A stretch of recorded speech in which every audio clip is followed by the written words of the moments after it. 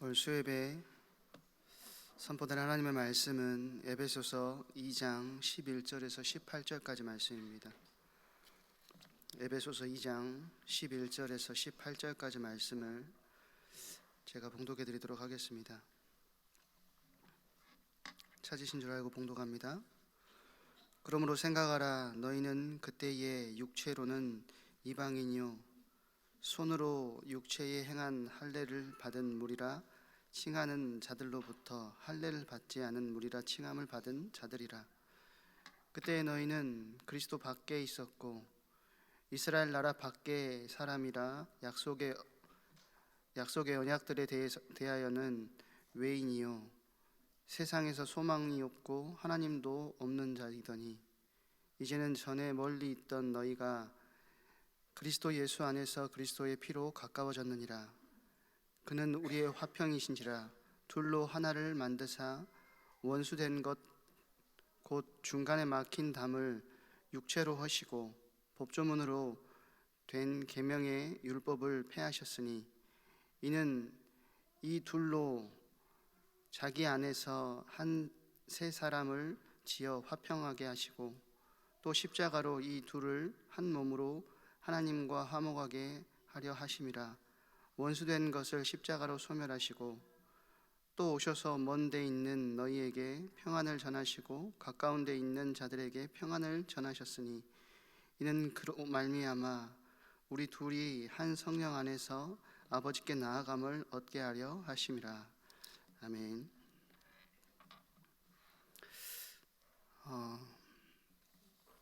오늘 화평케 하는 자는 복이 있나니 라는 제목으로 하나님 말씀 증언하도록 하겠습니다. 기대와 감사로 시작했던 2023년이 벌써 2달여밖에 남지 않았습니다. 행복한 한 해를 살아가고 계십니까? 이런 반응이면 곤란합니다. 아니면 아쉬움과 후회만 가득한 한 해입니까?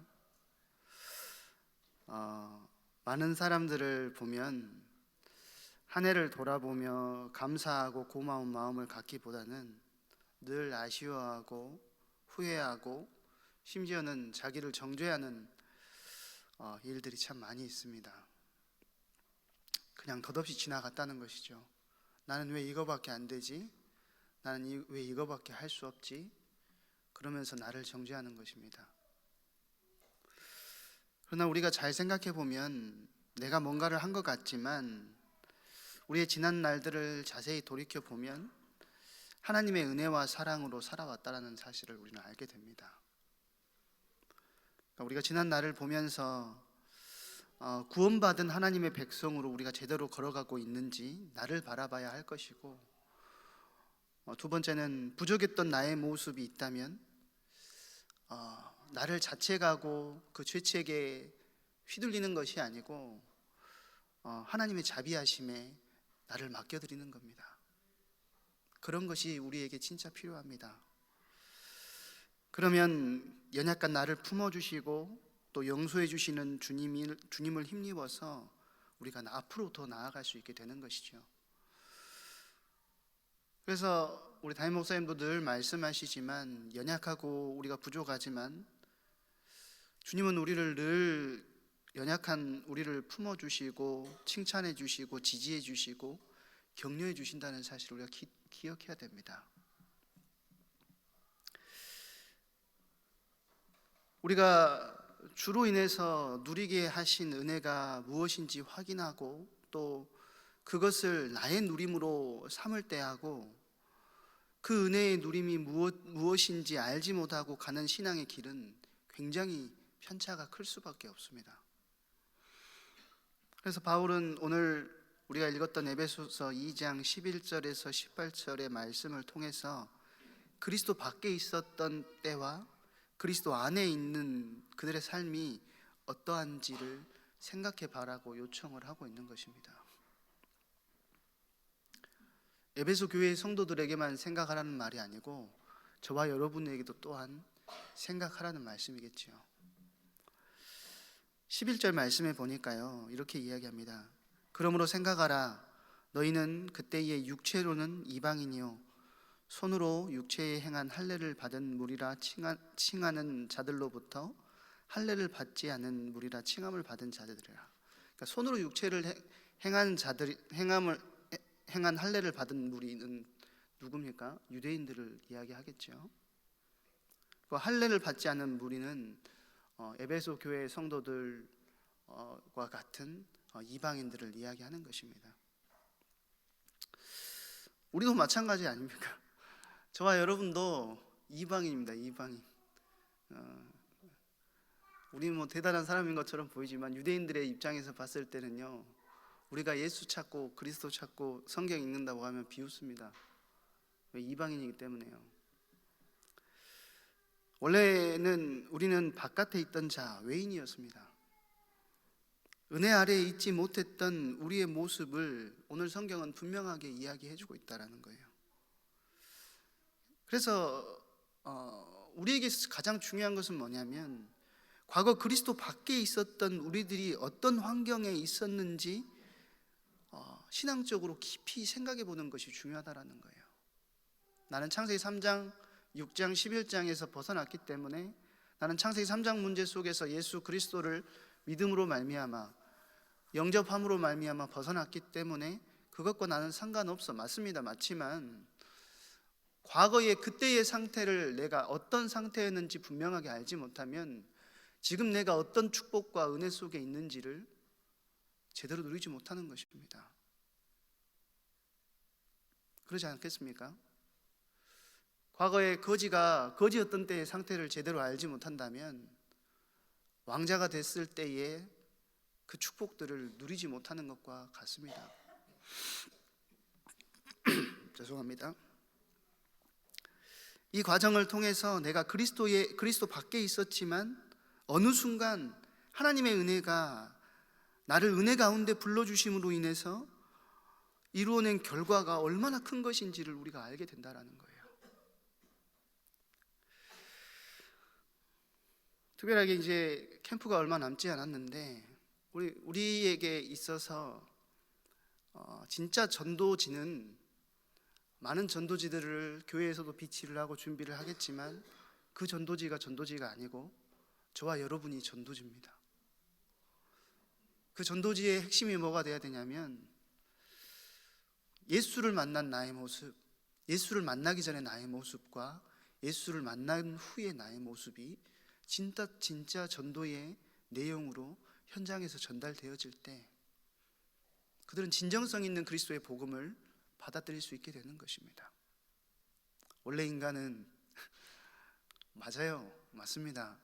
근데 무조건 이리 와서 들어보세요 하면서 원래 인간은 해봤자 그 사람에게는 그냥 다른 말로 들릴 수밖에 없는 겁니다. 그래서 우리가 창세기 3장의 상태 속에서 하나님을 만나기 전의 상태가 어떠한 상태였는지를 깊이 묵상하면 묵상할수록 그리스도가 얼마나 가치 있고 귀한 분인지, 나에게 선물로 주신 그 그리스도의 은혜와 능력이 얼마나 크신 것인지를 우리는 깊이 누릴 수 있게 되는 것이죠.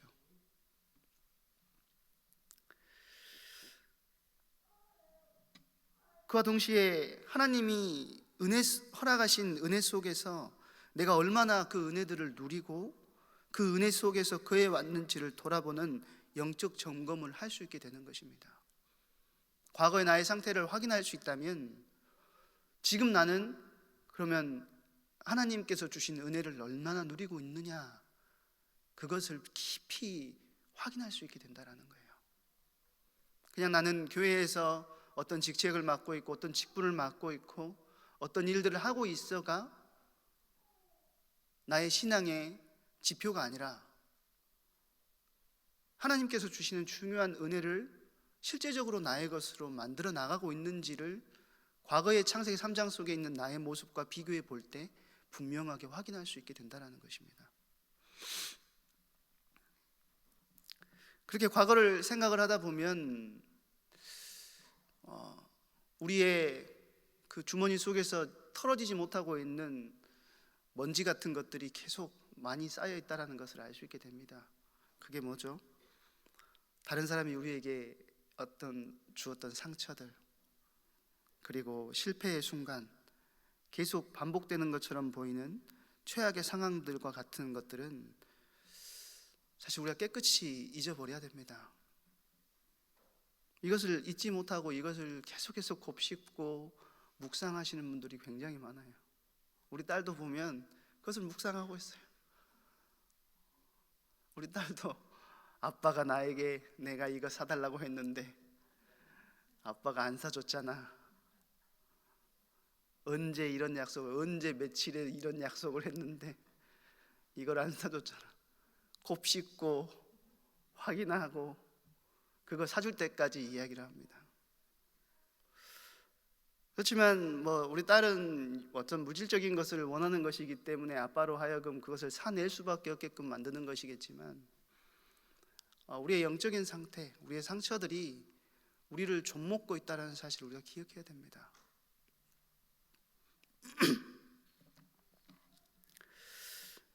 그래서 은혜의 말씀을 묵상해야지 늘 부정적인 것을 우리가 묵상하게 된다면 몸도 마음도 영혼도 힘들 수밖에 없게 되는 것이죠. 우리가 과거를 생각하다 보면 나는 믿음의 사람이었는데 왜 이렇게 부족했지? 왜 이렇게 연약했지? 하는 것들이 등장을 합니다. 아까도 말씀드렸던 것처럼. 그러면 그 부족했던 시간들은 다시 주님께 맡기는 겁니다. 내가 이런 부분에서 하나님 연약했습니다. 그러면 우리 주님께서 내가 네가 그럴 줄 알았다, 정신 차려라 이놈아, 이렇게 하시는 것이 아니고 동이 서에서 먼 것처럼 우리의 죄가를 기억하시지 않는다라고 하신다. 그럼 왜 우리가 이것을 벗어던지지 못합니까? 주님도 잊어버리겠다라고 하시는데 왜 우리가 이것을 벗어던지지 못합니까? 우리가 계속 그것을 품고 있어요. 이것을 벗어나지 못하니까 삶이 우울하고 피곤하는 거예요. 그래서 우리가 기억하고 절대 잊지 말아야 될 것은 하나님의 은혜 아래 거하기 전에 우리의 상황이라는 거예요. 이때를 기억할 때 거기서 우리를 건져주시는 은혜가 얼마나 큰지를 깨닫게 된다는 것이죠. 그러면 하나님을 떠나 있었던 우리의 상태, 그게 어떤 상태였고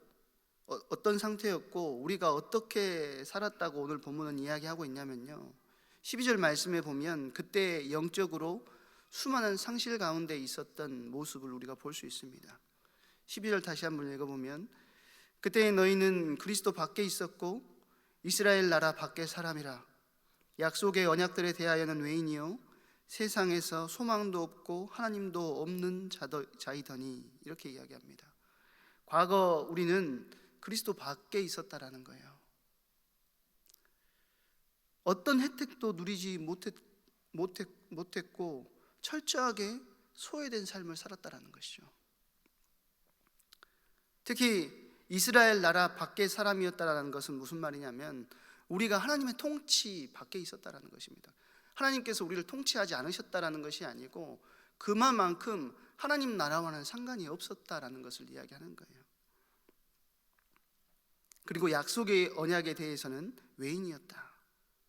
우리 안에 그 어떤 약속의 말씀도 없고 소망하고 바라볼 것이 없으니까 당연히 세상에서 소망이 없었던 삶을 살 수밖에 없었다라는 것이죠. 철저하게 하나님으로부터 소외된 고독한 삶, 이것이 그리스도가 우리 안에 오시기 전에 상실 상태였다라는 것입니다.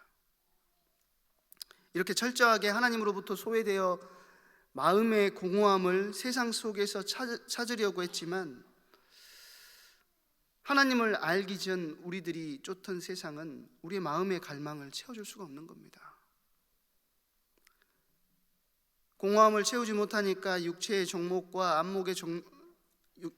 욕망과 안목의 정욕과 또 이생의 자랑, 끊임없이 침취하고 빠질 수밖에 없는 것이죠.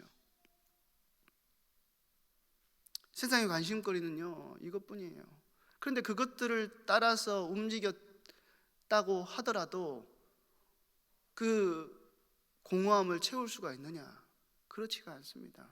요즘에 연예인들이 많이 그 마약을 해가지고 막 뉴스에 나오지 않습니까?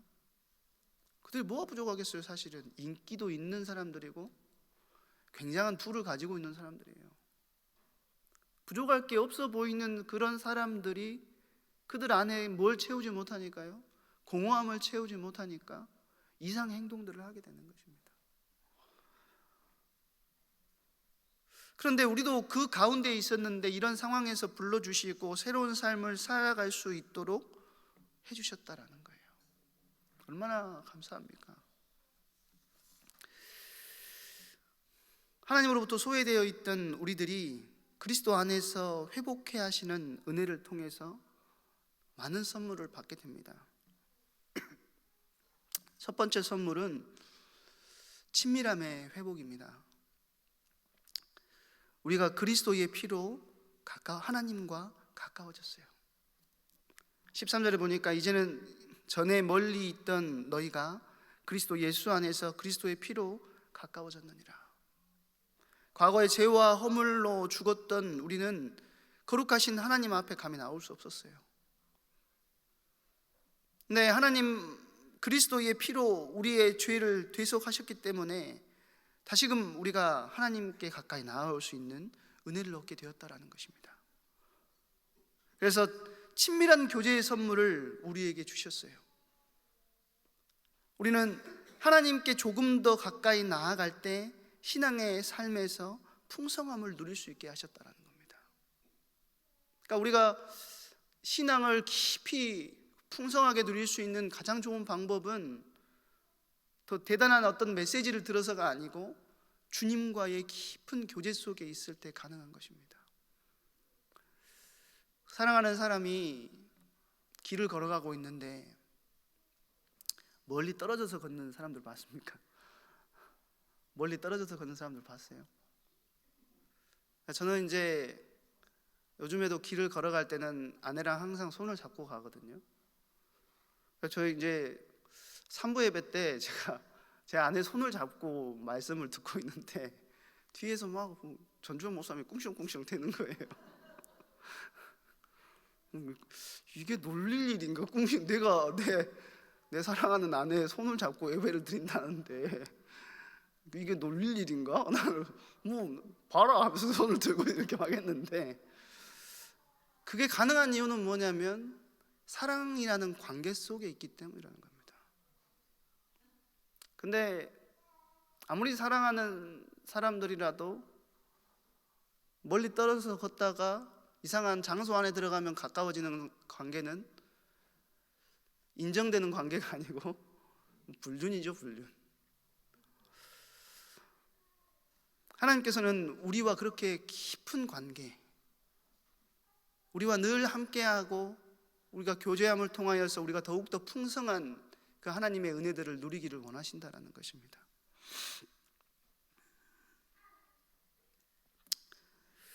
예수님께서 하나님과 친밀함을 누리도록 하셨는데 올 한 해 하나님께로 늘 가까이 나오셨습니까? 이제 아까 처음과 같은 반응은 아니시네요. 하나님과 친밀함을 이루어오셨습니까? 여러분들 책망하기 위해서 물어보는 것이 아니고 하나님과 친밀함을 누려야 하나님으로부터 격려를 받고 위로를 받고 하나님으로부터 새로운 힘을 공급받을 수 있기 때문이라는 거예요. 그래서 우리는 또 친밀함을 누려야 됩니다. 나에게 찾아온 문제와 상관없이 주님과 함께하는 것, 주님과 가까이 나아가는 것, 그것이 너무 중요하다는 거예요. 두 번째 선물은 하나됨의 회복입니다. 하나님과 우리를 친밀하게 하신 예수 그리스도의 사역으로 인해서 우리의 삶의 모든 현장에 모든 분열을 그리스도께서 그치도록 해주십니다. 14절에 보니까 이렇게 이야기하죠. 그는 우리의 화평이신지라 둘로 하나를 만드사 원수된 것 곧 중간에 막힌 담을 자기 육체로 허시고 이렇게 이야기합니다.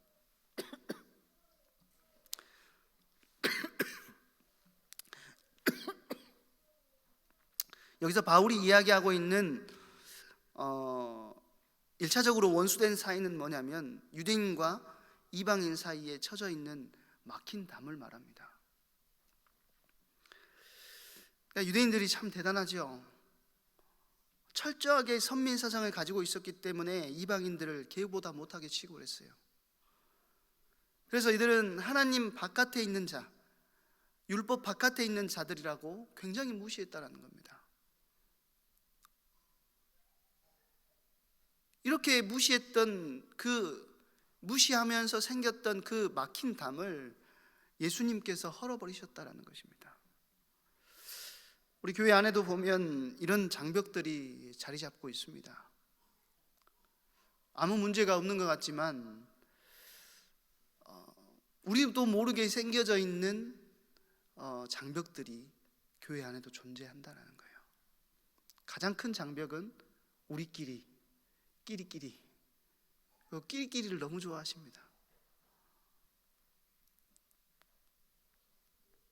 그러니까 새로운 새 가족들이 오면 그 안을 비집고 들어갈 수가 없는 것이죠. 들어가면 낯설고 힘들어집니다. 그러니까 우리 교회가 그렇다는 것이 아니고 대부분의 교회들이 그렇다라는 거예요. 지연, 학연, 사회적인 지위, 여러 이해관계들로 높은 담들이 쌓여 있어가지고 서로 가까이 하기가 어렵다라는 겁니다. 이렇게 분열을 조장하는 담들을 헐어내도록 예수님께서 자기 자신을 내어주셨다라는 거예요. 하나 되게 하기 위하여서 이 땅에 교회를 세우셨는데, 그런데 교회 안에 가장 먼저 일어났었던 일이 무엇인 줄 압니까? 분열입니다. 헬라파 유대인 과부와 히브리파 유대인 과부 두 팀으로 나눠져 가지고 누구를 도울 것인가, 누구를 먼저 돕고 왜 우리는 돕지 않느냐, 이것 때문에 교회 안에 담이 생겼습니다. 그것을 깨기 위해서 생긴 것이 뭐냐면 일곱 집사 제도가 생겨진 거예요. 사단은 늘 교회 안에 무엇을 만들길 원하냐면 담을 만들기를 원합니다. 그리고 여기는 너희는 오지 못해, 여기는 여기까지만, 누구까지만 와야 돼 라고 하는 어떤 담을 만들어 놓고 말씀 안에서 참된 교제와 은혜를 누리지 못하도록 방해한다라는 것이죠.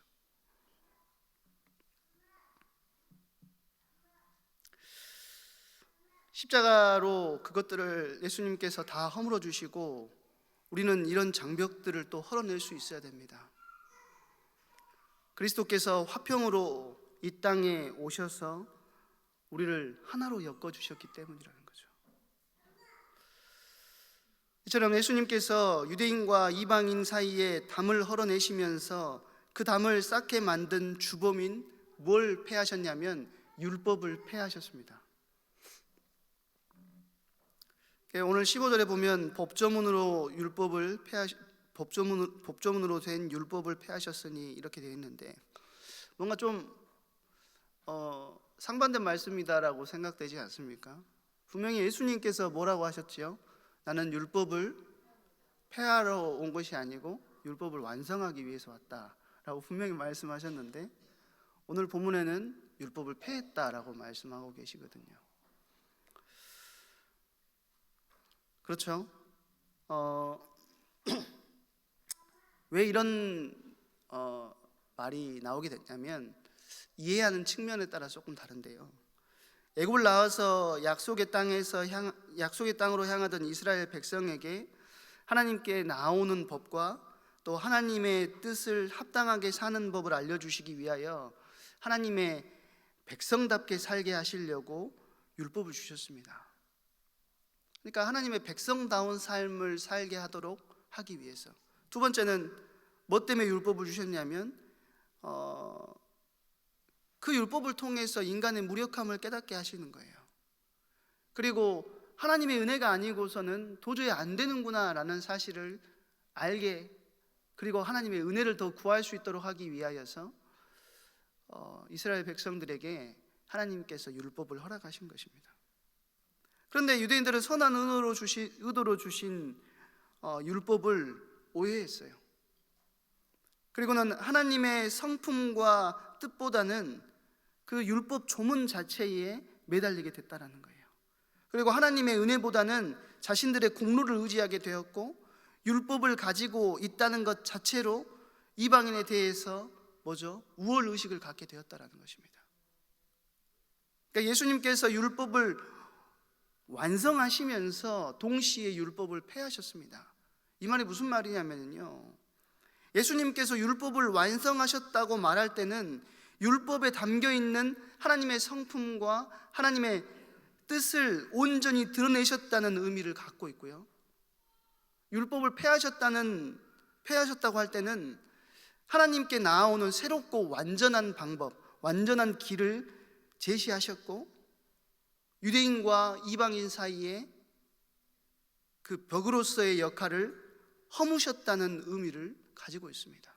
그러니까 두 가지가 다 맞는 말인 것이죠. 십자가를 통해서 하나님께 나아갈 수 있는 새로운 길을 열어주셨기 때문에 율법을 폐하신 것입니다. 이것을 고집하는 것은 예수 그리스도의 공로를 힘입어서 하나님께 나아가는 것을 포기하고 자기 공로로 하나님께 나아가겠다라고 하는 것과 같다는 것입니다. 이것을 허물어내셨다는 것은 은혜 안에서 살아가는 우리가 누군가 부족하다고 해서, 어떤 사람이 부족하다고 해서 정죄할 필요가 없다라는 거예요. 왜냐하면 우리도 은혜가 아니고서는 이 자리에 있을 수가 없기 때문이라는 것이죠. 그래서 이번 주 강단 말씀에서도 그 말씀이 나왔지만, 품어주고 안아주는 게 우리가 대단해서 품어주고 안아주는 것이 아니고 우리도 다 겪어봤다 이겁니다. 사실은 우리도 그런 어려움을 겪어봤다. 사실 어떤 질병을 겪고 있을 때 가장 위로가 되는 것은 누구의 말입니까? 그 질병을 먼저 겪었던 선배의 말이 가장 위로가 되죠. 그리고 그 질병을 먼저 겪었고 그 질병에서 어떻게 빠져나왔는지 이야기해주는 선배의 말이라면 더 위로가 되겠죠.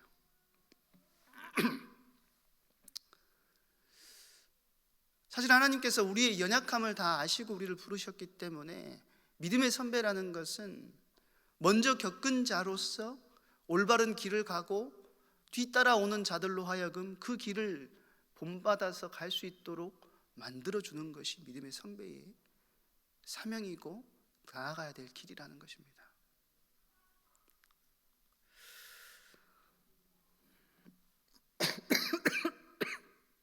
죄송합니다.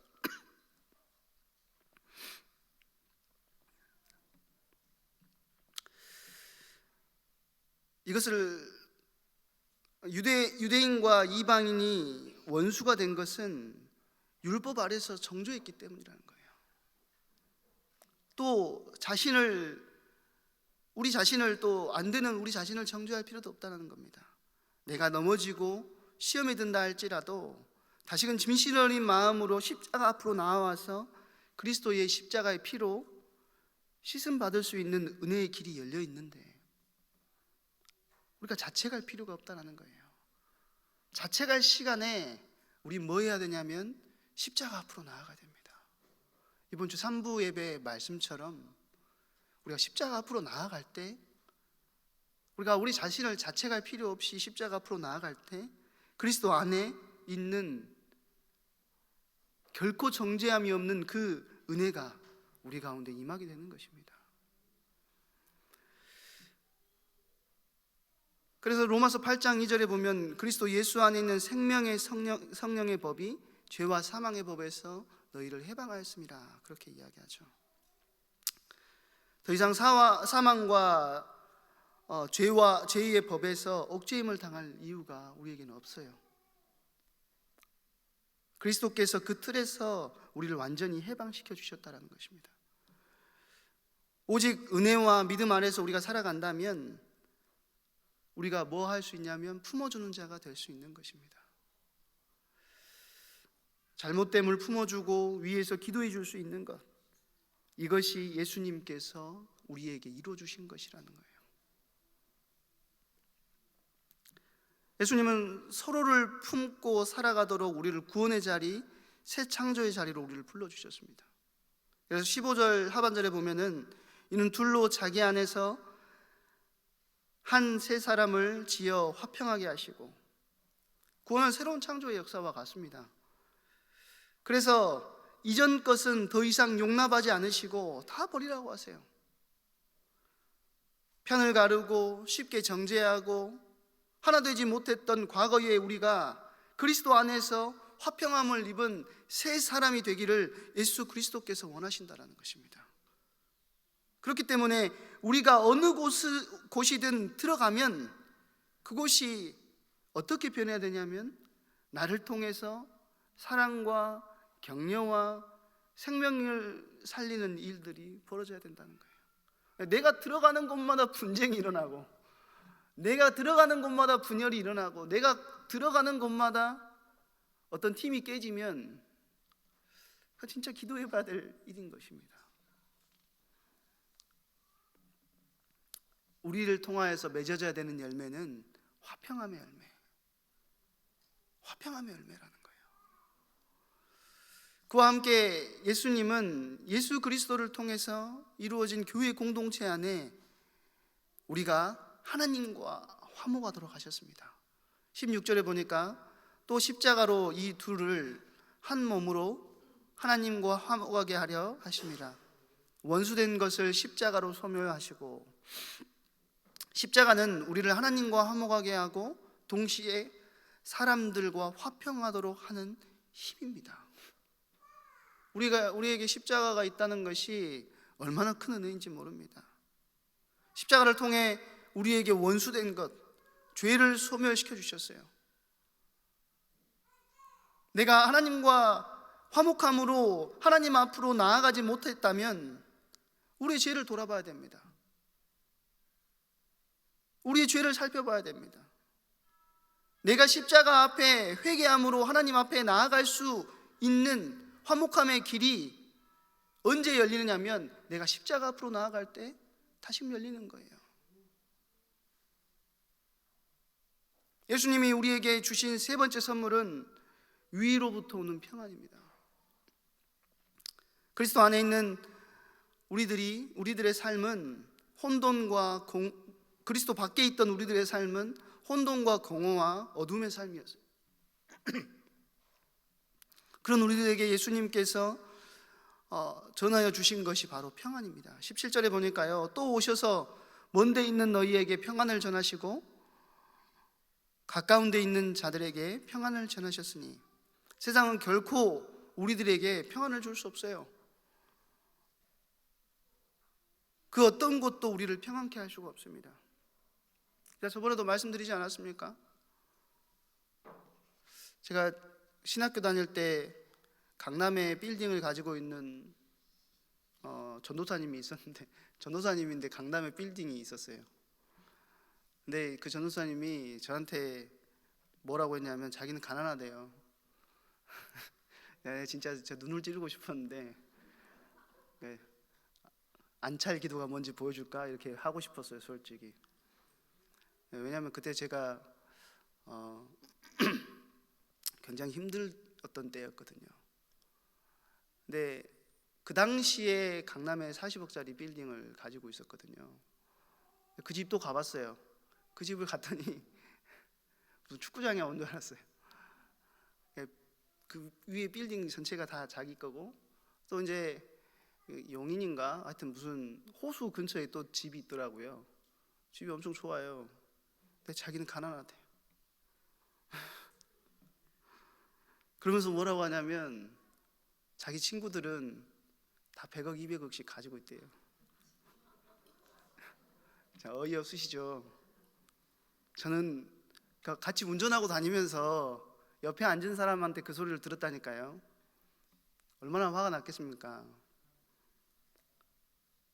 근데 세상이 주는 평안은요, 돈 10억, 20억, 30억, 40억 가지고 있다고 해서 나를 채워줄 수 있는 것이 아닙니다.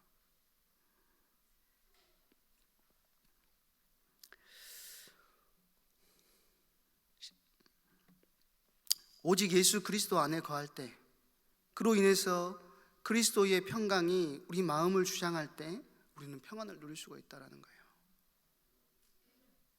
예수님께서 요한복음 14장 27절에 말씀하시죠. 평안을 너희에게 끼치노니 곧 나의 평안을 너희에게 주노라. 내가 너희에게 주는 것은 세상이 주는 것과 같지 아니하리라. 너희는 마음에 근심하지 말고 두려워하지도 말라. 주님께서 우리에게 흠이 없는 완전하고 완벽한 평안을 우리에게 예비해 놓으셨다는 것입니다. 결론적으로 우리는 외인이었습니다. 그리스도 밖에 있었고 이방인이었고 철저하게 하나님으로부터 소외된 자들이었어요. 그런 우리에게 그리스도께서 화평을 선물로 주셨습니다. 또 참 평안을 선물로 주셨어요. 마태복음 5장 8절에 보면 마태복음 5장에 보면 팔복의 말씀을 주시는데 그 중에 7번째 복이 뭐냐면 화평하게 하는 자는 복이 있나니, 그러니까 화평케 하는 자의 복입니다. 화평하게 하는 자의 복이 뭐냐면 저희가 하나님의 아들이라 일컬음을 받을 것이며. 근데 이게 누가 우리를 그렇게 일컬어 주느냐? 세상 사람들이 우리가 가지고 있는 그리스도를 통하여 우리에게 임하여 있는 화평을 세상 가운데 전달할 때 세상 사람들이 우리를 하나님의 아들이라 일컬어 준대요.